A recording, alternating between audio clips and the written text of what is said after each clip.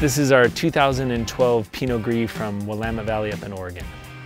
The reason that we like to make wines up there is it's a much different growing conditions than here in California, and one of the things that is really great about Willamette Valley is it has this very cool growing region, lots of marine influence, so you get wines with lots of personality and a lot of acid in them. In 2012, the growing season was very warm in the beginning, so the crop had a very good set, and then it got cold, which at the end of the season produced a lower yielding, more concentrated fruit.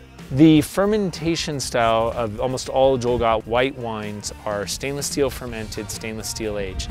The reason we do that is we like to preserve the fruit and the acid by doing very long, cool fermentations, and then also not having them fermented or aged in oak, you preserve the fruit and the sweetness as well of the fruit.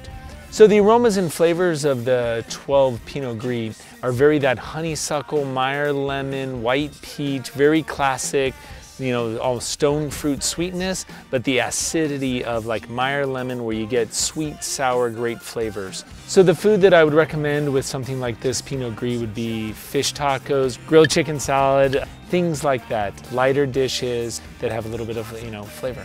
I hope you enjoy.